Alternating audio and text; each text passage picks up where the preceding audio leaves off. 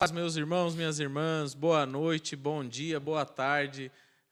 Depende do horário que você vai acessar esse vídeo, né? Eu sei que ele vai ser liberado terça-feira à noite, mas quando vai ser acessado por vocês, só Deus sabe. Então, Deus abençoe a cada um de vocês, sejam bem-vindos para mais uma leitura comunitária do texto bíblico do Evangelho de Marcos. E a gente pede a Deus a graça dele, o sopro dele, para mais uma conversa edificante, uma conversa que venha falar aos nossos corações por meio da boa palavra do Evangelho de Jesus. Boa noite, Fernandinho. Boa noite, Renato. Venha para a conversa, meus amiguinhos. Boa noite! Olha, Renato, eu estou muito feliz. Eu também estou muito feliz. Estávamos como os que Graças sonhos. Estávamos. Antes nós o conhecíamos apenas de ouvir falar, mas hoje estamos está com ele. Aleluia, hein? Ser Ó, apocalíptico. Oh, rapaz, glórias. que bênção maravilhosa. Cadê ele? Esse ser aí. Boa noite, pessoal. Boa noite, pessoal. Boa noite, meus irmãos. Boa noite, minhas irmãs. A graça e a paz de Jesus. Hoje a gente tem o Wagner, o retorno. O retorno, né? Olha Não, que foi só um maravilha. episódio, né? Foi Dois. deu nada. Foram Foi dois. Um dia de gravação. Foram dois episódios. Foram dois episódios. Não. Dois Arrumado episódios. ainda, Né? Isso aí, tá certo. Foram dois episódios. Quem vai cumprimentar o povo aí? Já Já Vocês cumprimentamos. Os dois? Oxi, Rápido assim? Nós hoje aqui, filho, Nós somos só objetivos. toca, Você né? que fica aí É um toque com só. várias Eu gracinhas. tava procurando o salmo que você citou, que eu gosto desse salmo. Depois eu ia ler em casa. É Eu um não toque lembro. só, filho. Eu não lembro. Vocês lembram de cabeça? Se alguém lembrar, põe no chat aí depois.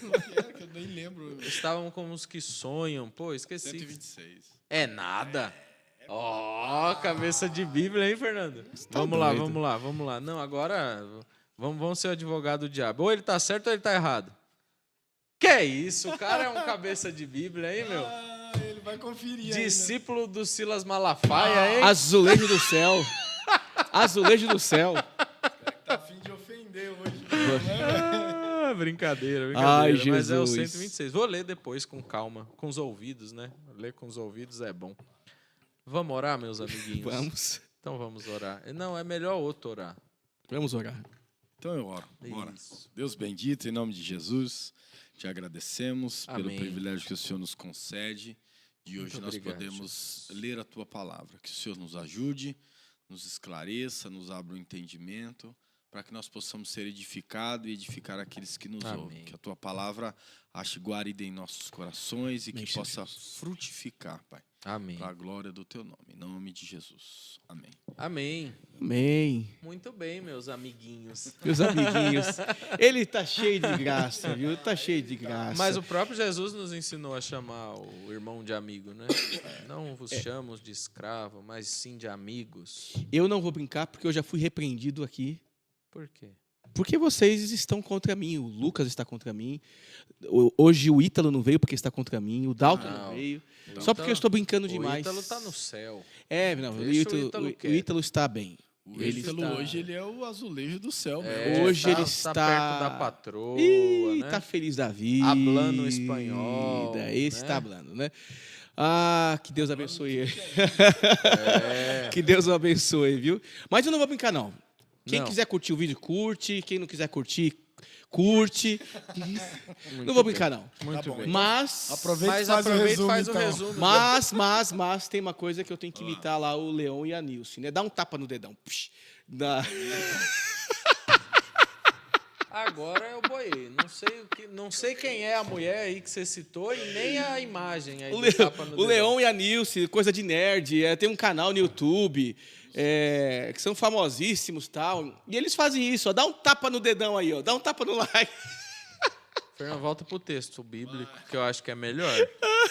Essas coisas dá vergonha alheia na frente das câmeras. Cumpre o que você disse que não ia brincar, É, vai, vamos por lá. favor. Au, aleluia. Voltei. Volta pro corpo, volta O pro estado Fernando sério. Ai, mas no nosso último encontro, o que nós falamos mesmo no nosso último Boa encontro? pergunta. Era da semente. Falamos sobre as sementes. Na verdade, foram Boa semente. duas parábolas, né? Ó o milagre. Onde Jesus compara, né, o reino de Deus a uma semente. Na primeira, ele fala a respeito de um homem que sai a lançar a semente, né? E enquanto ele dorme, a semente se desenvolve, cresce. Essa é a semente do reino de Deus. Ela frutifica. E a outra parábola fala, então, de um semeador que saiu a semear sementes de grão de mostarda. E nós falamos a respeito da experiência desse semeador, que não é uma experiência muito própria, né, para quem trabalha com isso, de semear a menor das sementes, porque ela não tem paradeiro quando você lança ela. Ela, uma vez lançada, ela vai cair em algum lugar e o texto vai dizer que ela cresce onde ela cai. E onde ela se desenvolve, ela se torna a maior das hortaliças e ela serve para, enfim, se tornar abrigo dos pássaros.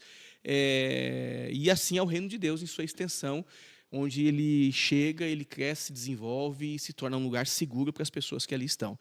Então, basicamente, foi isso que nós falamos, de maneira bem sintetizada. Eu gostaria que vocês me dessem um aplauso pelo meu resumo agora. Que isso, não que aprendeu direito. Não, que é isso, aprendeu direitinho. Por favor, quem está em casa me dê um aplauso, porque eu consegui resumir de maneira bem sucinta e objetiva. Você merece. A curiosidade minha não tava e confesso que não assisti esse. Eu assisti o outro, da Candeia, mas esse eu não assisti. No finalzinho lá fala, quando, porém, estava a sós com seus discípulos, explicava-lhes tudo. Vocês comentaram alguma coisa Falamos sobre isso? exatamente que esse é o encerramento da parábola. Ele está explicando o porquê que ele falava essas mensagens enigmáticas, né, com o objetivo pedagógico de transmitir uma lição para os seus discípulos.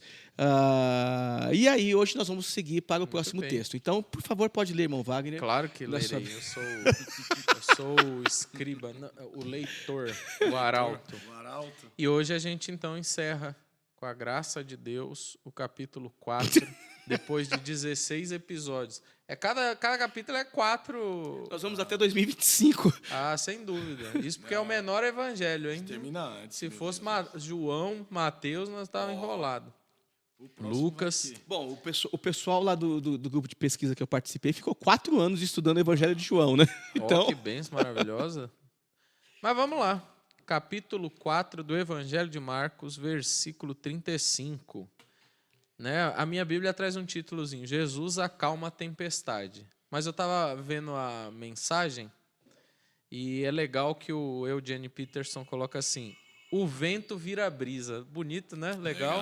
O vento vira brisa. Mas vamos para o texto. Como a minha Bíblia não é tão diferente da sua, e ela é mais atualizada do que a sua, porque ela é mais nova. Ela é mais nova. Não, tudo bem. É não uma vamos edição mais discutir recente. Isso. Não vamos discutir isso. E ela traz o mesmo título. Tá vendo como... Jesus acalma a tempestade? Exatamente. Que bênção maravilhosa. Prefiro a minha que não traz título. Então vamos melhor lá. ainda. Vamos lá. Mas a melhor é do Eugene Peters. Vamos lá. Naquele dia, ao anoitecer, disse ele aos seus discípulos, vamos para o outro lado. Deixando a multidão, eles o levaram no barco, assim como estava. Outros barcos também o acompanhavam. Levantou-se um forte vendaval, e as ondas se lançavam sobre o barco, de forma que este foi se enchendo de água. Jesus estava na popa, dormindo com a cabeça sobre o travesseiro. Os discípulos o acordaram e clamaram, Mestre, não te importas que morramos? Ele se levantou, repreendeu o vento e disse ao mar, aquiete-se, acalme-se. O vento se aquietou e fez-se completa bonança. Então perguntou aos seus discípulos, por que vocês estão com tanto medo? Ainda não têm fé? Eles estavam apavorados e perguntavam uns aos outros, quem é este que até o vento e o mar lhe obedecem? E aí, Fernando? E aí, Fernando e Renato, vocês disputem aí quem o vai dar o homem- pontapé inicial. o Tira homem- para o ímpar. Estou com tosse. Ganhei. Ai. Mas esse é um texto bacana, bonito, Muito bom. um texto espiritual, Muito né? bom. Porque ele demonstra uma mescla de Oi, tudo bem aí, Renato? Rapaz, Eu achei que... toma uma água. Toma água, lava o rosto. Dá uns tapas assim, ó. Falando. É um... O homem rugiu aqui do meu lado. Isso é um leão, rapaz. Ai, esse é um texto bem interessante, né? Porque ele demonstra uma cena de fragilidades, né? Fragilidades no que se refere ao que os discípulos vão viver diante de um mal, de um problema iminente, que é o problema da tempestade que alcança a embarcação em que eles estavam e as demais embarcações que também os acompanhavam, né? É interessante a gente sempre pensar e aqui reforçar para aqueles que nos escutam, né? Que esse local continua sendo um lugar que o texto vai se referir a esse grande lago, esse mar, né? Que não é um oceano não, é um lago grande, né? E aqui ele está sendo agitado pelos fortes ventos que cercam essa região. Mas existe alguns detalhes iniciais que eu acho interessantes. Primeiro, uma ideia que se tem aqui a respeito do método que Jesus estava utilizando para ensinar nesta... E aí é uma inferência de alguns autores, com base em alguns outros textos, né? Que Jesus possivelmente ensinava de cima do barco aqui, né? E ele vai despedir a multidão e vai, obviamente, convidar os seus discípulos para passar para outro lugar. Eu até fiz uma pergunta para o Google, porque eu não me lembrava exatamente, né, da proporção de um fenômeno que acontece enquanto a gente está em cima da água ou de uma embarcação. E o porquê Jesus ensinava de cima de um barco e a água está ali diante dele e as pessoas estavam ouvindo, né? Na física, né, a água é um condutor de energia. E o som trata-se de energia elétrica, né? Som... Olha o técnico de áudio aí, ó. Olha o técnico de áudio. Baixou. Baixou. A música, a gente pensa que é um fenômeno,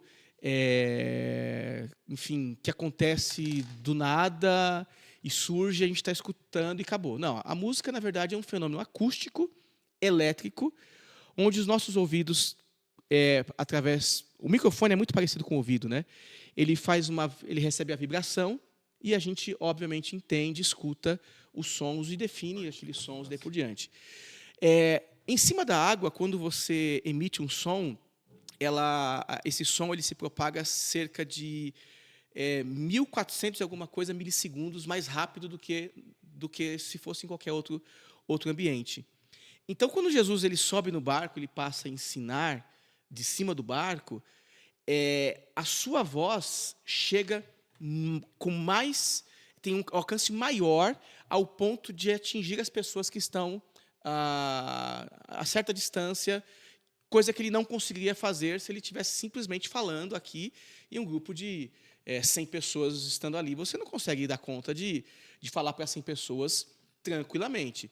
Não acho que Jesus era um daqueles pregadores dos Gideões que, ou como eu lá atrás, com 14 anos de idade, que falava 5 minutos e perdia a voz. Eu não acho que Jesus seja esse tipo de orador. Mas é um fenômeno interessante na física, né, que nos faz entender o porquê que talvez Jesus consciente disto ou não, mas o fato é que ele está, por vezes, ensinando em cima de um barquinho no lago, e isso tem até um sentido objetivo de comunicar a mensagem, essa mensagem chegar a todas as pessoas que estão ali ouvindo ele naquele lugar. Então, isso é ciência aqui também. Né? Olha, Wagner. Técnico de áudio, né? Isso é maravilhosíssimo. Falou do som de muitas águas. Olha, a voz, né? Foi pro apocalipse aí. Nossa. Tô brincando. Brincando, mas é interessante mesmo. Não é essa única ocasião que Jesus faz isso. Em outros momentos dos evangelhos tem essa ideia, né? Que Jesus teve uma ocasião que a gente já leu aqui no Evangelho de Marcos. 4. Né? No comecinho. Né? Que a galera tá apertando ele lá. Ele, opa, eu preciso de uma rota de fuga, né? Ô, gente, eu vou subir no barquinho aqui. Aí ele vai pro barquinho e fala do barquinho. Não é a primeira vez. E pelo que eu recordo, é no mesmo laguinho. É no mesmo mar. No laguinho, né? Eu estava vendo um mapa um tempo atrás do mar de Genezaré aqui. Sim. Ele é um vale. Então, por ser um vale, tem muito vento. Tá aqui no texto, né? É esse vento que faz com que esse lago, às vezes, gera algumas ondas e o movimento, e ele fica bravo, né? Exatamente por ele ser esse vale. Então, dependendo da direção do vento, vai propagar o som mesmo longe, né? Longe. É também importante falar que o barco era um barquinho, né? Não é o que as pessoas pensam que é um barco, né? Titanic. É uma coisinha daquela terrível que, para pegar 150 peixe, o cara quase que afunda, né? Precisa da ajuda de outro.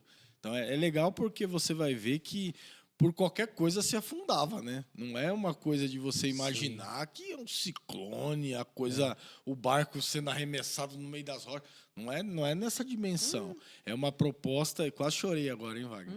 É uma proposta de se perceber o que é que eles têm vivido de uma forma limitada, mas tem toda essa imagem simbólica no texto. Eu acho legal porque você começa a perceber, primeiro, que a gente tem diversas características na relação com o mar e, principalmente, uma ideia de instabilidade, né? O que eu acho legal sempre de olhar para o mar é esse lugar instável que pode ser acometido por ventos e entre outras coisas. E toda essa calmaria se tornar em uma questão de vida ou morte, né? Porque, mesmo assim, a narrativa vai dizer que eles estão preocupados. Era um laguinho, mas a narrativa deixa claro que eles estão preocupados com aquela circunstância.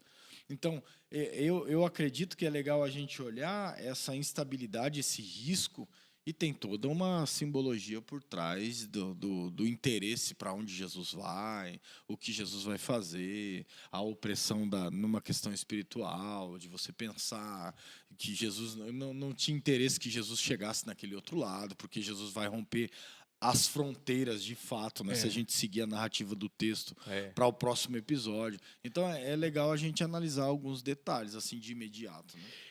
É bem bacana o que você está dizendo, Renato, porque quando a gente pensa... Existem dois pontos que o texto vai nos levar a pensar aqui, a refletir. Primeiro que o Evangelho de Marcos ele traz uma forma diferente dos demais evangelhos sobre esse episódio, né? Ele não fala com tanto detalhe, ele fala com muito detalhe comparado com os demais evangelhos, né? O de Mateus parece que tem o acréscimo do Pedro, né? Que anda, né? Exatamente, exatamente. Mas esse detalhe, alguns detalhes do que vai acontecer aqui é muito próprio de quem estava de fato na embarcação, passando por todo esse problema, né? E aqui eu me refiro objetivamente do detalhe que o narrador traz sobre como Jesus está no barco, né? Deitado num travesseiro na proa, né? Aqui, né? Então, assim, é um detalhe muito próprio do narrador, né? Do narrador. Mas o fato é que quando toda viagem marítima ela sempre trouxe consigo a crença e os pedidos para que a viagem fosse bem sucedida. As viagens marítimas, e óbvio, né? Aqui nós estamos falando de um grupo de pescadores que vão fazer uma viagem, uma travessia, que eles também estão vivendo agora na pele um medo que outros comandantes de embarcação também viviam, né? E era comum a crença na oração pelos seus deuses para que as embarcações fossem poupadas dos possíveis problemas, né, que vinham em alto mar. Prova disso, nós temos lá o exemplo do Jonas, né, que está orando, quer dizer, as pessoas estão orando, clamando aos seus deuses, e ele vai ser questionado por que ele não está clamando ao Deus dele, né? Então, existe essa preocupação que, de alguma forma, a divindade possa, ou as divindades viessem intervir numa boa viagem para esta embarcação, né? Ou essas pessoas que faziam essas travessias. Então, o texto está dialogando com algo que era comum, um medo que era presente, e apresentando um fato que a gente vai desenvolver aqui na nossa apresentação, né? Que é essa segurança que eles não têm diante de Jesus, que está ali para trazer e possibilitar essa segurança para eles, né? O que é legal também é a gente perceber, é uma coisa que é simples para a gente nota toda vez que a gente lê, é esse deslocamento em relação à multidão, né? Jesus separa da multidão para atravessar o mar, não leva todo mundo consigo.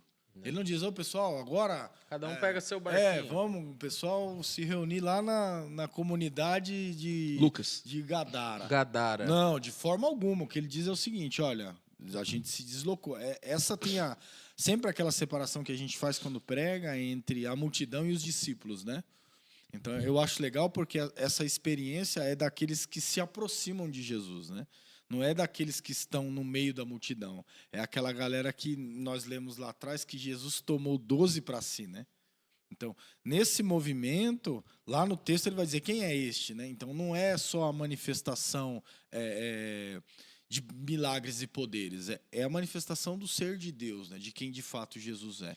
Então, essa lógica dessa distanciamento de Jesus da multidão e a aproximação dos discípulos é aquela relação pessoal com Jesus, né? Então, dentro desse lugar em que eles vão estar, que é um lugar de perigo, é a manifestação de Jesus. E o Fernando trouxe uma ideia e a imagem de Jonas. Eu acho que aqui a gente tem uma imagem de Jonas ao contrário, né? Total. Porque o Jonas está dormindo também. E Jesus está dormindo também. A diferença parece que Jesus faz a imagem redentora do Jonas, né? Que ele está dizendo assim, Jonas não quer, mas eu quero. E, né? os discípulos de Jesus estão desesperados, buscando em quem acreditar. Os tripulantes da embarcação de Jonas têm a sua crença, têm a sua confiança. Estão buscando. E estão buscando. Enquanto os discípulos de Jesus não têm confiança, não demonstram crença. Não, de forma não demonstra crença. E o Jesus está do mesmo jeito que o Jonas estava, dormindo e nem aí para a situação. O fato é esse. Depois que ele acorda, a coisa muda. Mas é a mesma imagem que você tem Judas, Jesus, dentro da lógica. E você vê em algumas outras situações Jesus fazendo isso. Não, eu e o Jonas, o sinal que vocês têm é o de Jonas, não é? Então parece que tem não vou dar outro. Parece que a imagem por trás do texto é a imagem de Jonas dentro de um barco, o barco quase afundando e as pessoas acordando Jesus na mesma questão. Rapaz, é bem interessante, virou profeta Jonas aqui, hein? É bem legal porque você tem eu não tinha visto esse paralelismo aí, não. Tem essa... Tô aprendendo agora. Eu também aprendi com o Fernando. Essa imagem ela é interessante porque você vê que parece que é a mesma questão e Jesus está fazendo de livre e espontânea vontade o que Deus chama Jonas a fazer. Não é? Sim. Indo para os gentios, levar a mensagem de redenção, mas não naquele sentimento de tipo assim, poxa, Deus tinha que matar eles, né? Outra intenção, exatamente. Outra disposição do coração. Duas coisas ainda que eu acho interessante nesse texto aqui. A primeira é que a gente vem lendo o Evangelho juntos e percebe que Jesus enfrenta algumas demandas que são cansativas. algumas questões que esgotam o ser humano. Sim. E o texto apresenta não só o ser divino, mas antes do ser divino apresenta o homem Jesus. Sim. E Essa parte é legal. o barco foi um momento de Jesus descansar também, cara. Ele estava cansado, ele era homem também, estava preso nesse corpo aqui de terra, de barro. E ele dormiu, simplesmente dormiu. Então, o texto mostra também o ser humano Jesus Cristo, que precisa descansar, né? E o segundo ponto é que eu acho que ele tem alguma questão com o que vocês desenvolveram semana passada, que é o semeador que lança a semente e dorme. Jesus está fazendo isso desde sempre, né? Então, eu acho que tem uma conexão com o homem que descansa da parábola que ele ensina e com ele próprio descansando no barquinho. Legal. Tem uma conexão, porque Jesus descansa, porque ele sabe do propósito dele, do porquê que ele veio e do que ele está fazendo. Ele está lançando semente. Ó, eu lancei. Agora a gente pegou o barquinho, nós vamos para uma outra região fora dos arredores de Jerusalém, do povo de Israel. Vamos para os gentios, né? E eu sei o que eu fiz aqui. Então agora eu tenho que descansar. Jesus nos ensina aqui, mais uma vez, o que está posto no Gênesis e o que o povo de Israel já sabia muito bem, que Deus abençoa quem descansa. Aquele que trabalha de domingo a domingo achando que vai enriquecer e que vai ser abençoado, é uma bobeira, cara. Você está se esgotando, se matando, acabando com a sua saúde física, mental e harmonia de família, se você tiver família ainda. Então, Jesus, ele sabe do propósito dele, do ministério dele, ele já está lançando a semente, já está falando do reino de Deus, ele fala, agora eu vou dormir. Então, eu acho que a primeira coisa, Jesus humano. Segunda coisa, tem esse paralelismo prático com o ensinamento que ele acabou de dar na sua parábola. Eu também descanso, eu estou fazendo a vontade do reino de Deus. E para aqueles que fazem a vontade de Deus, que trabalham para o reino de Deus, há descanso também. Há descanso também. Tem, além desses aspectos todos, né, que vocês trazem, eu acho que é importante pensar também que o texto de Marcos ele tem esse objetivo de construir e reforçar identidades, né? Ou a identidade de Jesus, né? E como esse objetivo ele é claro nessa construção narrativa, você percebe então Jesus ele se sendo qualificado pelo acontecimento como de fato um divino. Porque aquele que passará agora a interagir com a criação e com a natureza, né, com o fenômeno natural, é alguém que automaticamente, culturalmente, receberá o título de divino.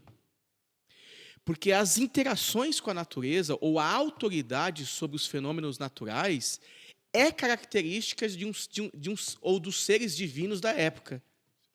No próximo texto, no embate com o endemoniado gadareno lá... Aí escancara. Escancara. Isso que você está falando, que ele já chega com os dois pés. Ô, filho do Deus Altíssimo.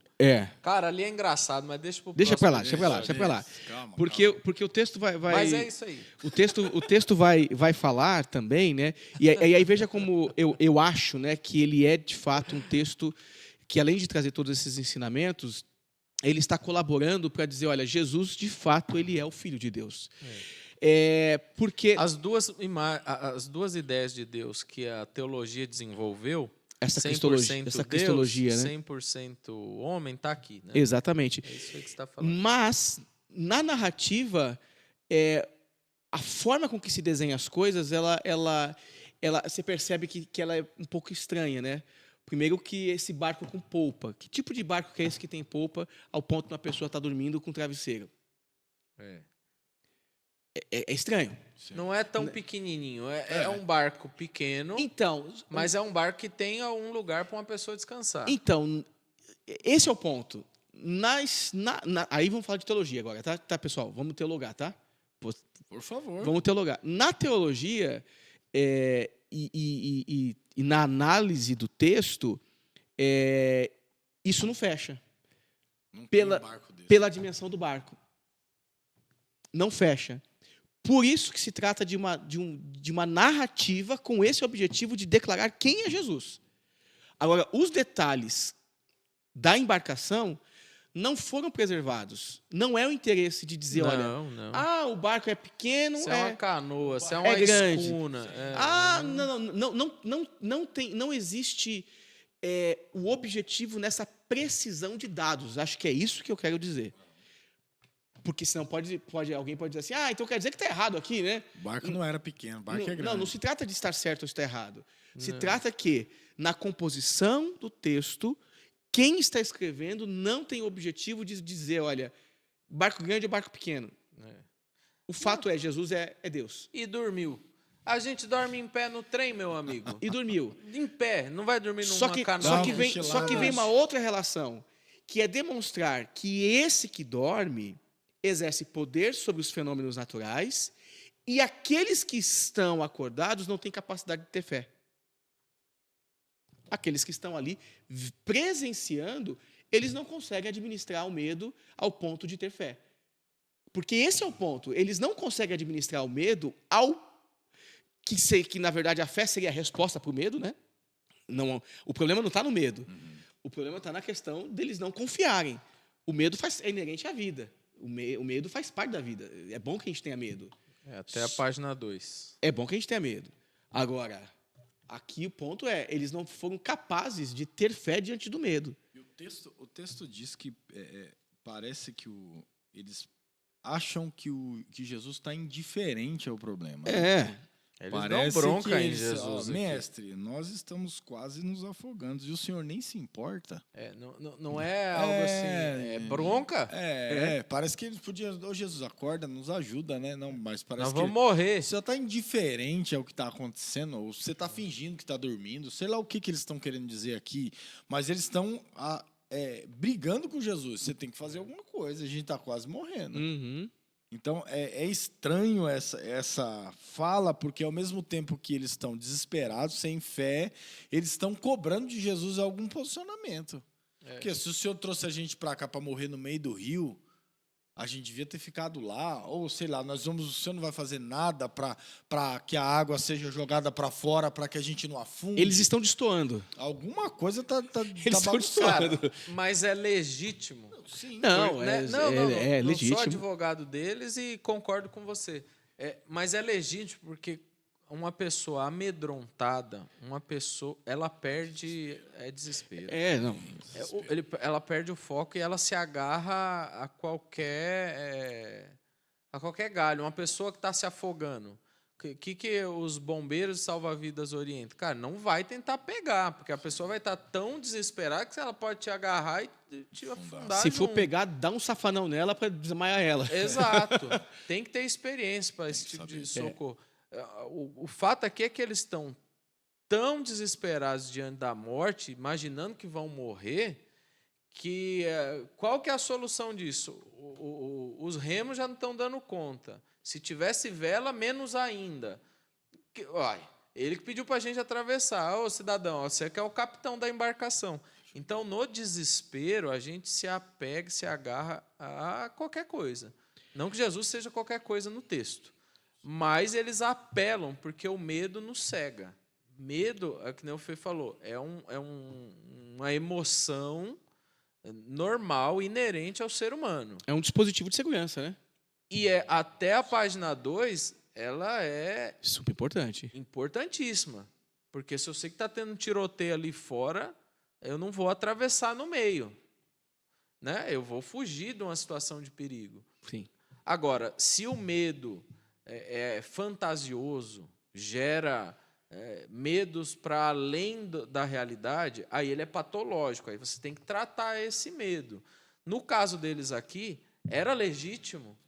O barco vai virar, metade da galera aqui não sabe nadar. Pescador tem 4 aqui, o resto, como é que vai ser? Então havia um medo legítimo. E eles acabaram clamando a pessoa certa. E quem não é assombrado pelo medo, dorme em paz. Sim. Esse é o ponto. E acho que a questão do texto, a forma com que Jesus vai se manifestar aqui, que a mesma palavra que está lá no capítulo 1, versículo 25, Os capeta. versículo 39, o verso 39 que vai dizer, né? E ele despertando, né? Repreendeu o vento e disse ao mar. Esse repreendeu é a mesma palavra de repreensão aos demônios lá de 1:25. É a mesma palavra. E Cala. cala-te, né? Sai dele. Então, olha só a questão da A tradução tá cálice. cálice, né? Olha só como tem um aspecto de fortalecer, né? De reforçar a identidade de Jesus como aquele que tem poder. Lá atrás ele tem poder sobre os demônios. A mesma autoridade que ele tem, agora ele vai utilizá-la sobre a natureza e os elementos naturais que se apresentam à vida. Sim. É um perigo, é algo natural, não é demônio aqui. Não. Não é um vento do espírito que dá curva e Exu, não sei o que Por lá. mais que tenha alguma linha teológica Opa, que fala Você que tem há esse sopro exacerbado aqui, são entidades querendo impedir que Jesus chega em regiões gentílicas. Mas né? mesmo que você não tenha essa linha, você tem a questão de outras divindades Que é o que eu falei no conhecidas início. por eles. É. Então você tem quem domina o mar, quem domina o o rio, vento. quem domina... Que nem nas nossas questões Sim. brasileiras, você tem Iemanjá, você tem... Então, é Sim. também uma demonstração de... Poder Esse é o ponto. Exatamente. de Jesus em relação- acima dos deuses. No entanto, quando ele...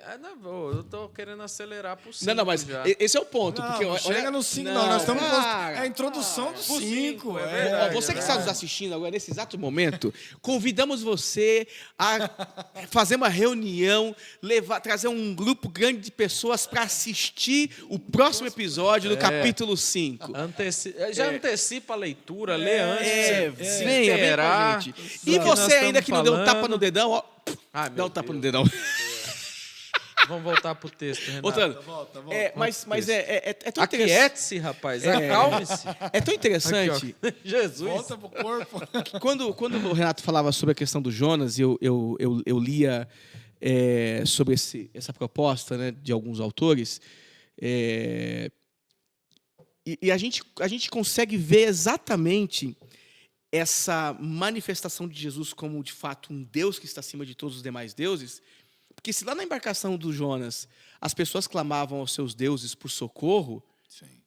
aqui na embarcação onde está Jesus, Jesus se levanta como esse socorro, enquanto os discípulos não entendiam que ele podia fazer alguma coisa de fato.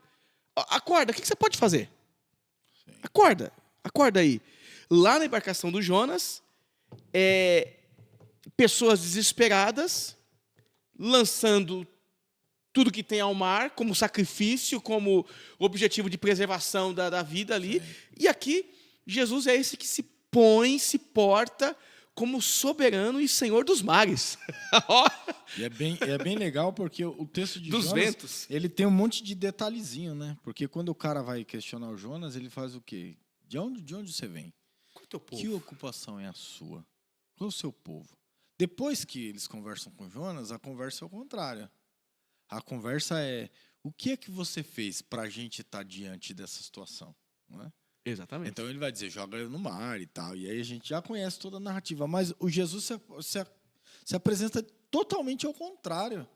É uma lógica parece que de redenção da história do Jonas.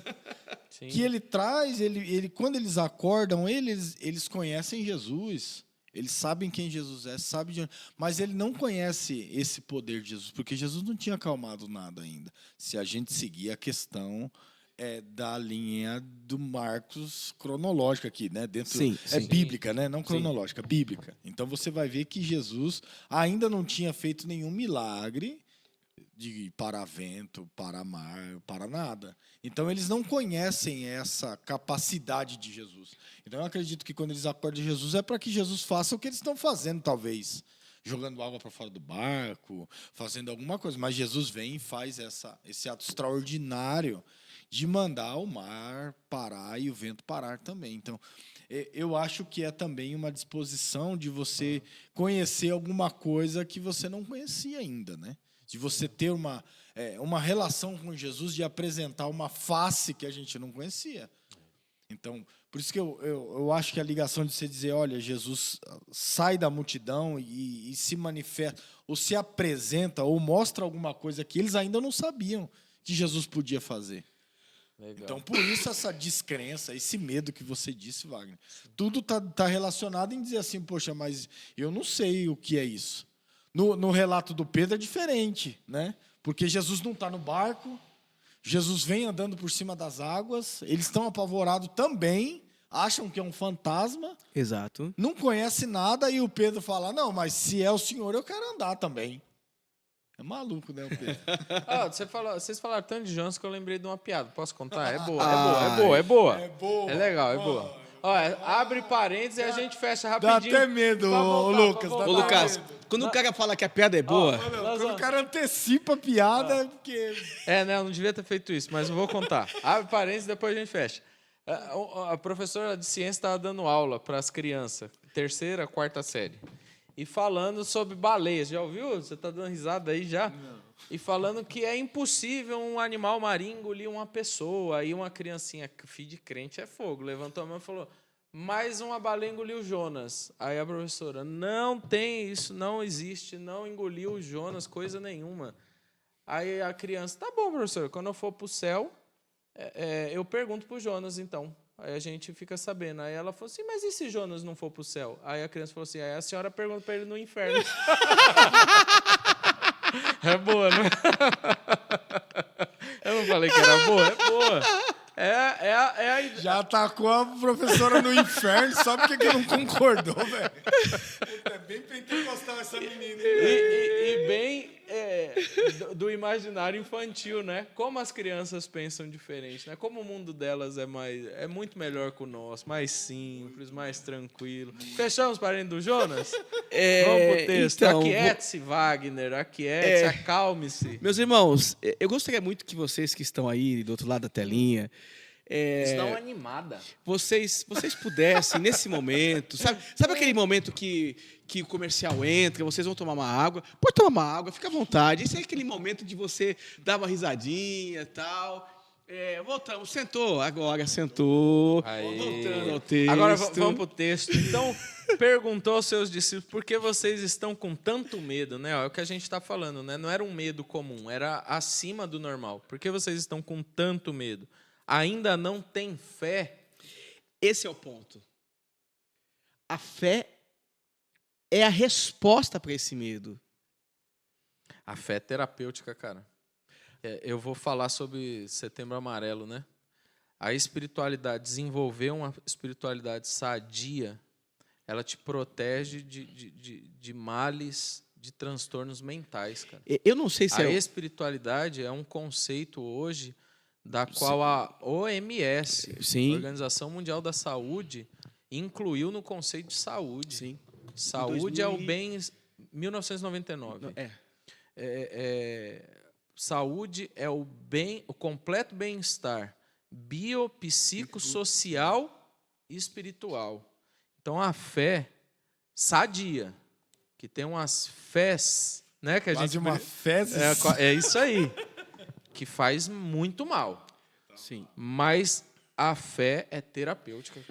Mesmo, eu vou ser advogado agora dessas... Entenda bem, tá? Eu concordo que existe fé que faz muito mal. Mas uma questão científica, de fato, a fé, ela tem a capacidade de mexer com parte, né, do cérebro, né? E aí, independente se essa fé se é boa, se é ruim, se não é, mas quando o ser humano exercita qualquer tipo de espiritualidade ou de religiosidade, Sim. ele está ativando uma parte do seu cérebro, né? E isso evita uma série de outros problemas, inclusive físicos, né? Evita doenças, né? Reflete no corpo. A gente chama de psicossomática. Exatamente. Soma, né? Agora, veja então que a fé, ela é então essa resposta para esse medo sem que não encontrou apoio e sentido para um escape. Por que vocês estão com medo? A fé é a resposta para isso. O medo exacerbado faz com que a gente impossibilita a visão de Deus. A fé é aquilo que possibilita a gente conhecer a Deus. Né? Escapou o versículo agora, rapaz. Sem fé é impossível agradar a Deus. Né? Sem fé é impossível ver Deus. A gente necessita dessa fé. E como que a gente adquire fé? Como é que a Bíblia diz? A fé vem pelo ouvir, e ouvir Jesus. Ouvir Jesus. Parece que esses caras, eles ainda não tinham ouvido Jesus de forma plena. Por mais que Jesus está fazendo um monte de coisa, mais uma vez, isso reforça para mim a lógica de que milagres não é sinônimo de fé, cara. As pessoas se impressionam com milagres, dá um frenesi, um êxtase, aleluia, glória a Deus, gira no manto, não sei o quê. Mas se não ouve o evangelho, se não tem uma experiência com Jesus, não adianta, cara. Não adianta milagre, não adianta cura. Cara, podia ser o cara da mão ressequida podia estar no barco que ele ia estar do mesmo jeito. Eu já contei para vocês, acho que uma ou duas vezes ou mais, quem não ouviu, eu conheci uma pessoa que ele foi curado de AIDS, ele era um aidético, soro positivo, um bandido, enfim, uma pessoa do crime.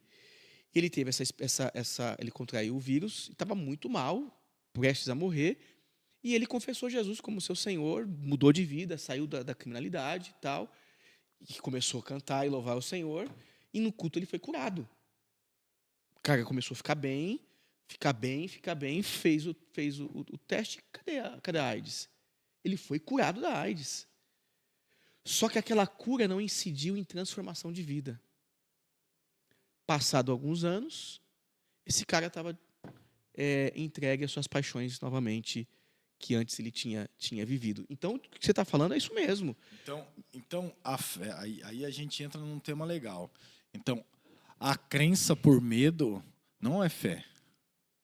Eu estou com medo de morrer, e aí eu vou para a igreja buscar que Deus faça um milagre. Não é essa fé, não. Não, isso é uma fuga. Né? Isso é uma tentativa de receber alguma coisa. Isso não é fé em Jesus. Aqui é a mesma coisa. Acreditar ou orar para Deus, para que o barco não afundasse, não é saber quem Jesus é. Não, de forma alguma. Então, a postura de alguém que conhece Jesus não tem aqui, não tem uma determinação. Você pode ser alguém que tenha fé e no momento do medo você se torna histérico. Isso não determina que a gente tem menos fé ou mais fé.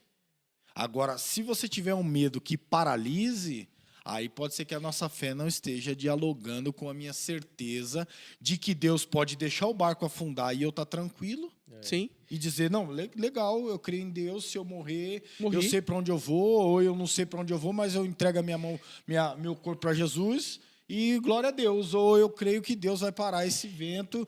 Então, eu acho que tem uma lógica e uma dinâmica de que a gente não pode acreditar naquele evangelho que a gente ouviu muito ser pregado. Aceite Jesus hoje, porque você não sabe o que pode acontecer com a sua vida amanhã. A gente ouviu muito isso. Então, esse terror para a fé, ou vem pela dor, ou não sei o que lá, esse desespero não é a fé em Jesus Cristo, não. Eu acho que eu preciso só fazer um parênteses na minha fala do testemunho, porque me ocorreu uma questão. O cara foi curado de novo. Não, é que às vezes as pessoas questionam, né? As pessoas questionam o porquê desse tipo de problema acontece, né? O porquê que esse indivíduo vai, é alcançado pelo milagre, sai. A gente precisa parar de encaixotar Deus nas nossas verdades, nossa maneira na nossa arrogância intelectual. às vezes nós nos tornamos arrogantes intelectuais de que nós temos toda a verdade. Sim. Todos os meios têm esses Sim, problemas. sim. É na academia, no caso, faculdades, em meios teológicos, filosóficos, igreja, qualquer lugar. Na família. Familiares. Às vezes a gente perde a familiar porque quer ter razão em vez de paz. Nós somos bestas, gente. A gente não aprendeu nada com Jesus em algumas coisas. O fato é esse. A gente não aprendeu nada com Jesus. Estamos igual os discípulos no barco. Em alguns aspectos a gente não aprendeu nada com Jesus. A gente vive na histeria, ou às vezes vive batendo no peito. Na verdade, nós somos, por vezes, fariseus recalcados, com manto de discípulos de Jesus. Porque a gente está acusando todo mundo que nem os fariseus. Credo. Verdade. Verdade. Não, é sério. Continua. E por que eu estou dizendo isso? Porque o fato desse rapaz ter sido curado, a gente diz assim, mas com que propósito? Esse é o ponto. Deus tem seus propósitos. Sim. Deus tem suas formas. Mensagem de 2 domingos atrás do Renato aí. Escolha, meu. Escolha. O cara, é o que a gente está dizendo. Cura não garante nada. Cura não quer dizer absolutamente nada. Né? A cura é o texto que eu estava lendo com o Pietro em casa hoje. O sol nasce sobre o justo e sobre o injusto. É a graça de Deus, a bondade, generosidade que alcança todo mundo. Exato. Eu estou dizendo assim, a cura não quer dizer nada. Quer dizer muito para quem está doente. Para quem está doente e é curado, sensacional. E para quem está sofrendo por causa disso. A questão é reconhecer o autor da cura, seguir o autor da cura, louvar o Senhor da cura e continuar na fé. Né? Muita gente não. É uma barganha. Se utiliza de Deus. Você me faz isso que eu faço aquilo. E se Deus fizer, a gente também não tem nada tem nada a ver com isso, não. E se a pessoa atribuir a cura a Jesus, a Deus, glória a Deus, irmão, irmã, e segue o jogo, né? Isso aí. Louve a Deus. E também a cura não é um aprisionamento para seguir Jesus. Não. Isso precisa ficar claro também. Olha aí, é tudo spoiler do capítulo 5, bichão. Não é porque o camarada foi curado ou porque talvez ele tem uma situação dessa de quase morrer e Deus salvou ele, que ele se torna obrigado a seguir Jesus. Não, também é por reconhecimento da graça e da bondade divina. E é engraçado, porque eu não vou perder essa desse. Você pôs a bola na marca do pênalti. O gadareno aqui do capítulo 5, ele quer seguir Jesus. E parece que é legítimo mesmo, ele quer. Mas Jesus fala assim, cidadão, não vem comigo agora, não. Você ficou tanto tempo aí desesperado, no meio de sepulcro, encapetado. Tem legião, tinha legião de demônio aí. Faz o seguinte, já tem uma galera me seguindo. Volta para sua casa. Reconcilia com os seus. Você criou um caos nesse vilarejo aqui, ó. Jesus falou assim: seja o meu arauto aqui nesse lugar. Fica por aqui, né? Então é isso, mano. Não é porque o cara foi curar, agora eu vou me jogar. Eu era um baita engenheiro, uma baita arquiteta, não sei o quê, mas agora eu aceitei Jesus, mudou minha vida, agora eu vou ser pastor. Pastora, calma, vai devagarzinho, né? Segurado. Se for para ser, vai ser. Mas o último versículo aqui, porque o tempo não para, eles estavam apavorados, certo? Certo. E perguntavam uns aos outros: quem é este que até o vento e o mar lhe obedecem? Olha que interessante. De medo, a coisa muda de patamar. O medo dá lugar ao assombro, que é totalmente diferente. Não é assombrado de ter visto a freira que está no cinema. Já viu? Rapaz, eu fui no cinema com as meninas, tinha uma pessoa vestida de freira lá fazendo...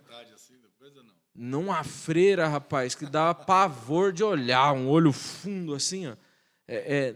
Não é esse assombro de medo. Eles tiram o medo e agora é um alumbramento, cara. É um assombro do tipo, meu Deus, quem é esse homem que está dormindo aqui e que o vento e o mar lhe obedecem? Ou seja, agora há pouco nós estávamos brigando com ele, morrendo de medo. Mas quem é ele que controla? E isso demonstra que a fé desses discípulos ainda estava em manutenção. Eles ainda não conheciam quem era Jesus, cara. De fato, assim, eles não conheciam. Mas Jesus está mostrando seus sinais. E causa um alumbramento, assim, um assombro neles, né, que chega no desfecho do capítulo 4 dessa maneira. Eles de boca aberta e admirando Jesus, falando, rapaz, quem é esse? Quem é esse que dorme, que nem a gente, mas diferente da gente, ele controla a natureza. Ele está acima de qualquer divindade, do mar, do vento, dos romanos, dos gregos, dos gadarenos. Certo? Certo? Eu acho que a gente precisa encerrar esse episódio. Ele deixou a gente falar. Ele não deixou a gente falar, mas meus é irmãos.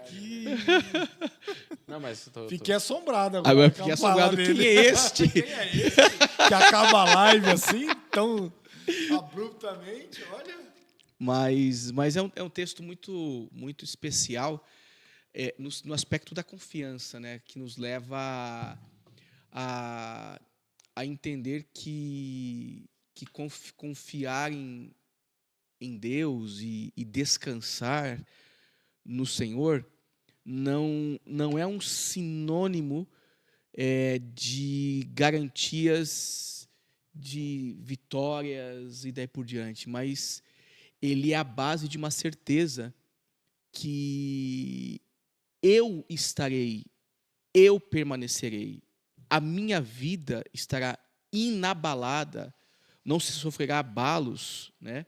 Minha fé será inabalável no sentido de convicção, no sentido de crença, no sentido de descanso, no sentido de, sabe, eu sei quem é Ele.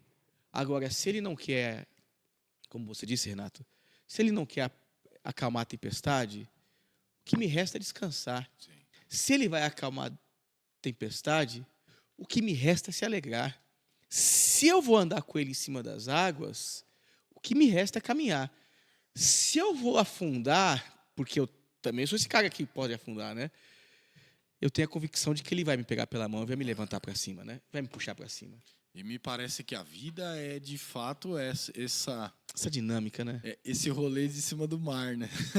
Esse rolê, esse não caos, né? Esse caos. Porque ela é aquela situação em que em algum momento a gente está caminhando sobre as águas, outro momento a gente está tomando um vento que estamos morrendo de medo, em outra circunstância a gente está igual o Pedro, afundando e clamando para não morrer.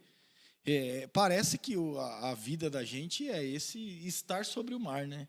Sim. Instável e não é uma coisa permanente em Sim. que você tá ali, eu tô há 20 anos aqui firme. Não, parece que uma hora a gente tá lá em cima na onda, na crista da onda, de repente a onda quebra, a gente tá quase afundando.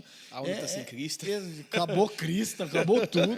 É interessante, né? Tem hora que a gente é Pedro, tem hora que a gente é Tomé, tem hora que a gente é João, tem hora que a gente é Pedro confessando Cristo. A gente usa tem hora que a gente tá chamando Jesus de fantasma. A gente usa uns exemplos, né? Se você parar pra pensar, o que é segurar na crista? Não. Quem tem crista? Crista? Galo. Crista é... Crina de galo? Cavalo. Não, crista é do cavalo, né? Eu tô falando errado. Crina, né? O que significa crista da onda?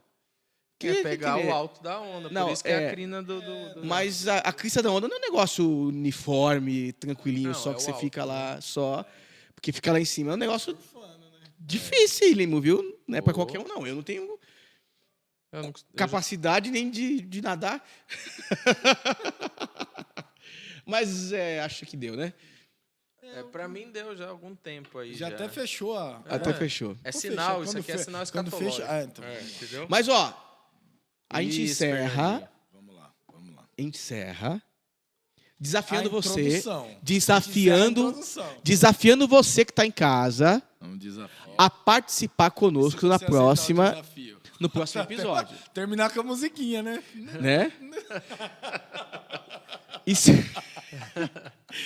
Estejai-vos conosco, ó nação. Olha, profeta Ribeirão Pirense e região. O mundo, conecte-se aqui ao nosso canal, simultaneamente. Derruba a nossa live. Gente, mas é isso. Que a gente tenha capacidade de de descansar enquanto a tempestade está comendo solto lá fora, né? Que a gente tenha a capacidade de descansar enquanto os ventos estão soprando. Que a gente tenha a capacidade de imitar Jesus, né? E de ser como Jesus aqui nesse sentido de dormir, crendo que o Senhor Deus nos guia, nos guarda, está conosco a todo momento. Amém, mano. Amém? Amém. Que Deus abençoe vocês. Tá aí. É isso. Capítulo 4 acabou. Capítulo 4 acabou. Quem quiser ajudar a gente aqui contribuindo, contribua. Na nossa comunidade, na nossa igreja. Precisamos de você. Amém. Nós precisamos de você. A igreja precisa de você. Todos nós precisamos de vocês. Que Deus nos abençoe.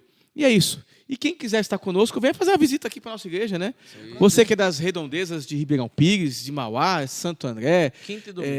Quinta e domingo, estamos aqui presencialmente às 8 horas da noite na quinta. E no domingo, às 9h30 da manhã, com café ali para você. Você chega tomando café, Bênção comendo bolo maravilhosíssima. e participando com a gente aqui. Tá certo, Lucas? Certo. Pai, obrigado por essa noite, obrigado por esse encontro, obrigado por esse tempo de partilharmos a sua palavra. Nós te damos graças, Senhor, por tamanha oportunidade que tivemos de sentarmos à mesa e juntos partilharmos da vida, ó Deus, que o Evangelho produz e gera em nós, Pai. Muito obrigado, Pai, por esse tempo tão precioso. Nós te agradecemos no nome de Jesus. Amém. Amém. Deus abençoe vocês. Deus abençoe, meus irmãos.